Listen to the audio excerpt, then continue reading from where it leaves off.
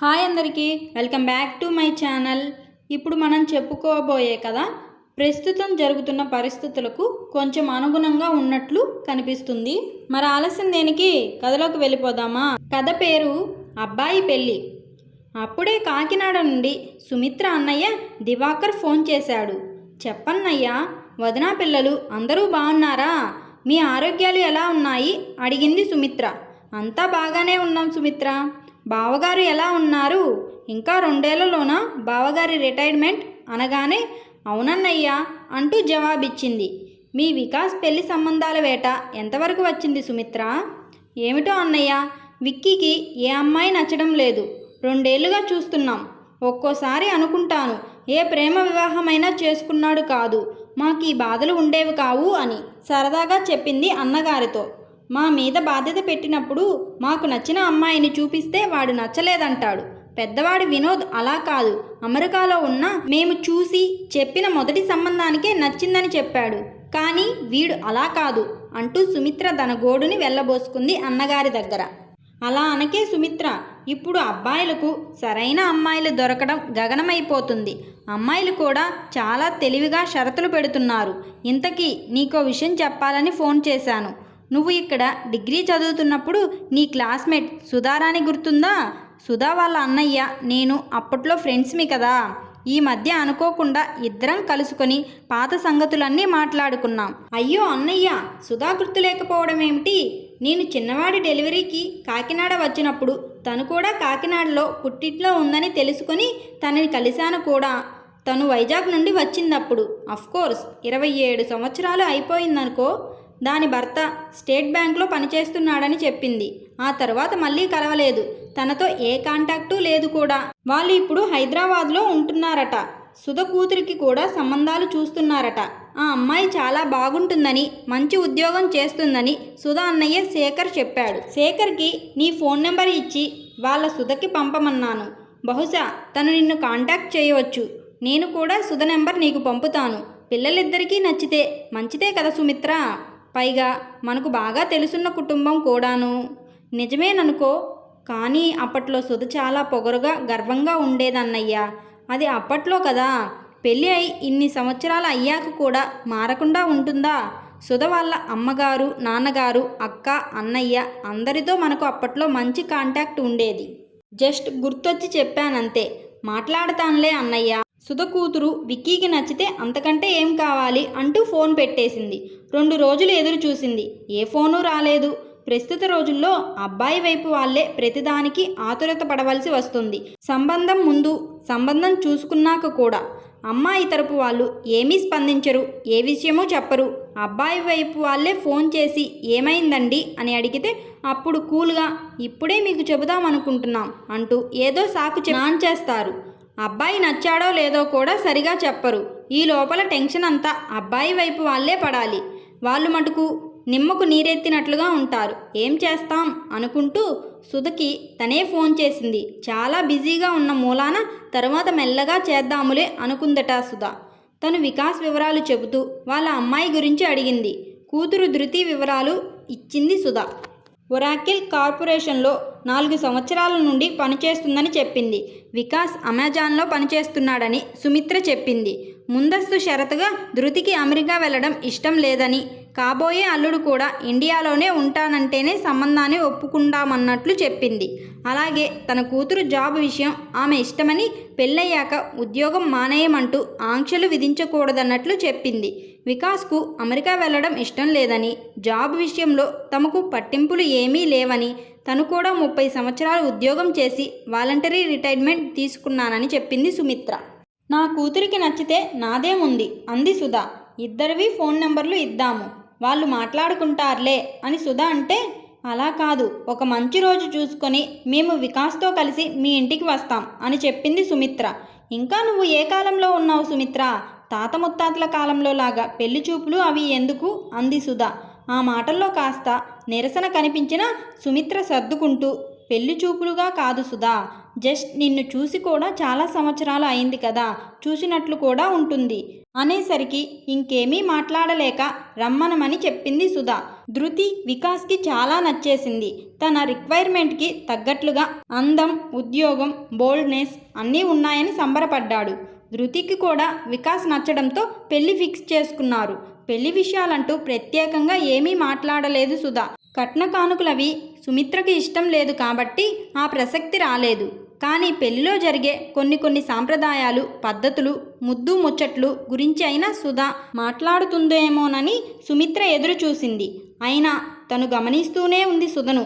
ఏ తల్లికైనా కూతురికి మంచి సంబంధం కుదిరిందంటే ఆ ఆనందం ముఖంలో ప్రస్ఫుటమవుతుంది. కానీ సుధ ముఖం ఎప్పుడూ ఎందుకో గంటు పెట్టుకున్నట్లుగా కనిపిస్తుంది.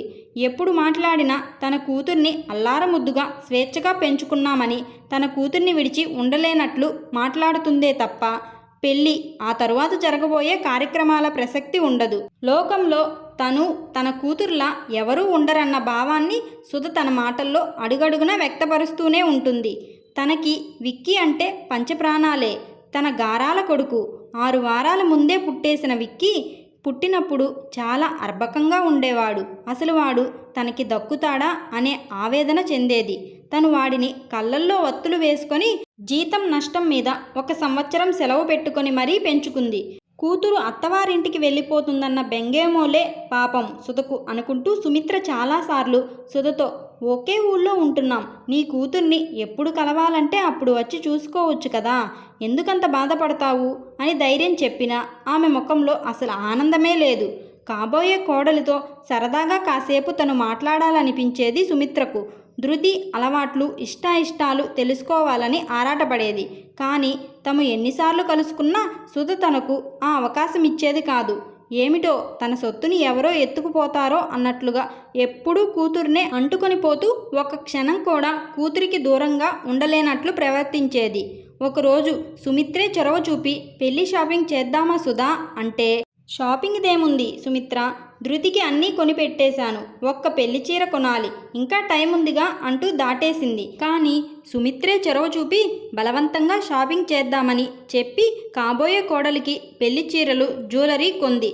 ఇక బాగుండదని వికాస్కి పెళ్లి బట్టలు తీసుకున్నారు వాళ్ళు. పెళ్లి జరిగిపోయింది, ఏ ఆర్భాటాలు లేకుండా. ఇక తప్పదు కాబట్టి అన్నట్లుగా పెళ్లి జరిపించినట్లు సుమిత్రకు అనిపించింది. ఫస్ట్ నైట్ ఏదో ఒక పెద్ద హోటల్లో బుక్ చేసుకున్నారు వికాస్, ధృతి. ఈ విషయంలో సుధ ప్రోత్సాహం చాలా ఉందని సుమిత్రకి తర్వాత తెలిసింది. పెళ్ళి అయి 10 రోజులు గడిచిపోయాయి. కూతుర్ని ఎప్పుడు అత్తవారింటికి పంపించాలనుకుంటున్నారోనన్న ప్రసక్తి సుధ మాటల్లో ఏనాడూ తీసుకురాలేదు. ఎన్ని ఆధునిక భావాలున్నా కనీస సాంప్రదాయాలంటూ ఉంటాయన్న ఇంగితం కూడా ఉందా అనుకుంటూ బాధపడింది సుమిత్ర. వికాస్ మాత్రం వాళ్ళింటికి తరచుగా వెళ్ళి ఒక్కో రోజున అక్కడే ఉండిపోతున్నాడు. ఒకరోజు వికాస్ సుమిత్ర, ఏరా విక్కీ, ధృతిని మన ఇంటికి ఎప్పుడు పంపిస్తారట అని అడిగింది. నాకవన్నీ తెలియవు మమ్మీ, అయినా తను అక్కడ ఉంటే ఇప్పుడు సమస్య ఏమిటంటా అని తిరిగి ప్రశ్నించాడు. మనసుని సరిపెట్టుకోలేక ఒక రోజున తనే సుధకి ఫోన్ చేసి, సుధా, మంచి రోజు చూసుకుని ధృతిని అత్తవారింటికి పంపించు అంది సుమిత్ర. అదేమిటి సుమిత్ర, అత్తారిల్లు పుట్టిల్లంటూ నీకు పట్టింపు ఉందా? ఇప్పటి పిల్లలకి అవేమీ లేవు. వాళ్ళు ఎక్కడ హ్యాపీగా స్వేచ్ఛగా ఉంటే అక్కడే ఉంటారు. నేను మా ధృతిని అలాగే పెంచాను. ఎప్పుడో దానికి మూడు ఉన్నప్పుడు వచ్చి వెళ్తుందిలే అంటూ తేలికగా తీసి పారేసింది. అలాగే ఒక సాయంత్రం ధృతి జస్ట్ చుట్టపు చూపుగా వచ్చింది. దానికే సుమిత్ర పొంగిపోతూ ధృతిని ఆప్యాయంగా దగ్గరకు తీసుకొని ముద్దు పెట్టుకుంది. చాలా హడావిడి పడిపోతూ ఏవేవో స్పెషల్ డిష్ చేసేసింది. కూతురు వచ్చిన మరుక్షణం నుండి ధృతికి ఒకటే ఫోన్లు సుధ నుండి. ధృతికి తల్లితో మాట్లాడడమే సరిపోయింది. అసలు తనతో మాట్లాడిన మాటలు 1 అర అంతే. ఆ రాత్రికి ఉండిపోయి పొద్దుటే తల్లి పంపించిన కారులో పుట్టింటికి బయలుదేరి వెళ్ళిపోయింది. ఏదో ముఖ ప్రీతికి రావడం ఏమిటోననుకుంటూ ధృతి వెళ్ళిన వైపే మ్రాన్పడిపోయి చూస్తూ ఉండిపోయింది సుమిత్ర. ఆ తరువాత మళ్ళీ ధృతి రానేలేదు. తను కూడా ఇంకా అడగదలుచుకోలేదు. వికాస్ వీలున్నప్పుడు ఇంటికి వచ్చి వెళ్తున్నాడు. అదేమిటి విక్కీ, ఇలా ఎన్ని రోజులు అటు ఇటు తిరుగుతావు? నీ భార్యను ఇంటికి రమ్మని చెప్పకూడదా? ఈ తిరుగుడు తప్పుతుంది. మమ్మీ, ధృతిని విడిచి ఆంటీ ఉండలేరుట. ఆవిడను బాధ పెట్టడం ఎందుకు అన్నాడు. మరి నాకు రా విక్కీ, మాకు నువ్వే ప్రాణమే, వదిలి ఉండలేము. కానీ నీకు ధృతితో పెళ్ళి అయింది. భార్యను నీతో తెచ్చుకోవడం పద్ధతి అంటే చూద్దాంలే మమ్మీ, ఇప్పుడు నాకేమీ కష్టంగా లేదు, నెమ్మదిగా ఆంటీతో మాట్లాడతానులే అని తేలిగ్గా అనేశాడు. ఒకరోజు విక్కీ వస్తూనే, మమ్మీ మేము ఆఫీస్కి దగ్గరగా ఒక ఫ్లాట్ రెంట్కి తీసుకున్నాం, వచ్చే ఆదివారం వెళ్ళిపోదాం అనుకుంటున్నాం అన్నాడు. అదేమిట్రా విక్కీ, ఇంత సడన్గా ఎందుకీ నిర్ణయం? ఇప్పుడు మనం ఉంటున్న ఫ్లాట్ మీ ఇద్దరి ఆఫీస్కి ఎంత దూరమని? 10 కిలోమీటర్ల లోపే ఉంది కదా. కారులో వెళ్తే 15 నిమిషాల డ్రైవ్. మనకి సొంత ఫ్లాట్ ఉండగా రెంట్కి మరొకటి ఎందుకు? డబ్బులు దండగ కదా విక్కీ. నీకు ఆఫీస్కి దగ్గరగా ఉంటుందనే కదా మేము ఎప్పుడో కట్టుకున్న ఇండిపెండెంట్ ఇల్లు అమ్మేసి ఈ ఫ్లాట్ కొన్నాం. అయినా మీ డాడీతో ఒక్క మాట కూడా చెప్పకుండా నీకు నువ్వే నిర్ణయాలు తీసుకోవడం ఏమాత్రం బాగాలేదురా అంది సుమిత్ర. డాడీతో కూడా చెబుతాను మమ్మీ, నువ్వన్నది నిజమే. కానీ మేము కూడా మా కెరియర్ని, ఫ్యూచర్ని ప్లాన్ చేసుకోవాలి కదా. అక్కడికి వెళ్ళాక విల్లా కొనడానికి ప్లాన్ చేస్తున్నాం. 2.5 కోట్లట. మేము ఉండబోయే ఫ్లాట్కి దగ్గరలోనే విల్లా కూడాను. దగ్గర ఉంటే అన్నీ చూసుకోవచ్చు కదా. మా ఇద్దరి శాలరీకి ఎంత లోన్ వస్తుందో చూసుకోవాలి. ఆంటీ వాళ్ళే మాకు ఫ్లాట్ చూశారు. ఆంటీ అంకుల్ విల్లా బుక్ చేసుకోవడానికి అడ్వాన్స్ పేమెంట్గా కొంత హెల్ప్ చేస్తామన్నారు. అంతా వాళ్ళే చూసుకుంటున్నారు అన్నాడు. సుమిత్రకి చాలా కోపం వచ్చేసింది. తెలుసుకున్న సంబంధం అని చేసుకుంటే చివరికి ఇలా జరుగుతుందన్నమాట. అత్తమామల నిర్ణయానికి లొంగిపోతూ డూడు బసవన్నలా తలూపుతున్నాడు వీడు. తమని పరాయి వాళ్ళను చేసి ప్రతిదీ వాళ్ళే నిర్ణయించడం పట్ల మనసు చాలా బాధపడుతుంది. విక్కీ భవిష్యత్ బాగుండాలని వీడిని కన్న తల్లిదండ్రులుగా మనకి మాత్రం ఉండదా? జరుగుతున్న సంఘటనలను ప్రత్యక్షంగా గమనిస్తూ కూడా ఏమీ మాట్లాడలేని అసహాయత. ఇదేమిటి అని వాళ్ళను నిలదీసి అడిగితే చాలు పెద్ద రాంతాంతం చేసి సంసారాలు విడిపోయే పరిస్థితిని కలిగిస్తారు. అందుకే మౌనంగా ఉండిపోతుంది. వికాస్ వాళ్ళ డాడీతో మాట్లాడుతున్నట్లున్నాడు. పక్క గదిలో నుండి వాళ్ళ మాటలు వినిపిస్తున్నాయి. ఆయన ఏమీ అనకుండా మంచిది అనేసి ఊరుకున్నారు. విల్లా బుకింగ్ అడ్వాన్స్ పేమెంట్ కట్టే ముందు చెప్పు, మా తరపు నుండి ఒక 10 లక్షలు ఇస్తాం అని చెప్పారు. వాడు వెళ్ళిపోగానే, అదేమిటి విక్కీ ముందుగా మనతో ఒక్క మాట చెప్పకుండా ఇలా చేస్తున్నది మంచిది అంటారేమిటండి అంటూ భర్తను నిలదీసింది కోపంగా. చూడు సుమిత్ర, నీ మానసిక సంఘర్షణ అర్థం చేసుకోలేని మూర్ఖుడిని కాదు. నేను అన్నీ గమనిస్తూనే ఉన్నాను. వాడితో మాట్లాడమంటావా లేక వాడి అత్తమామలతో మాట్లాడమంటావా? అది కాదండి, అసలు పెళ్ళయ్యాక ధృతి మన దగ్గర పట్టుమని 2 రోజులైనా ఉందా? పెళ్ళి అయి 6 నెలలైనా కూతుర్ని అత్తారింటికి పంపమంటే ఇంకా అత్తారిల్లు పుట్టిల్లు అంటూ ఏమిటని అంటుంది సుధా. అలా అని ఇన్ని రోజులు పెళ్ళి అయినా కూడా కూతుర్ని తన దగ్గరే పెట్టుకోలేదా? కూతురితో పాటు తెలివిగా మన విక్కీని కూడా మన నుండి దూరం చేసింది. కూతురిని అత్తారింటికి పంపకుండానే ఏకంగా విడికాపురమే పెట్టిస్తుంది వాళ్ళ చేత. తెలుసున్న సంబంధం అని ఎగిరిపడుతూ మరీ వాళ్ళ వెడకపడినందుకు భలే శాస్తి అయ్యింది నాకు. విక్కీ తల్లిదండ్రులం ఇంకా బతికే ఉన్నామన్న విచక్షణ కూడా లేని మనుషులు అంటూ కన్నీళ్లు పెట్టుకుంటున్న భార్య వైపు జాలిగా చూస్తూ, నువ్వు వాళ్ళ వెనక పడకపోయినా ఈ పెళ్లి జరిగేదే.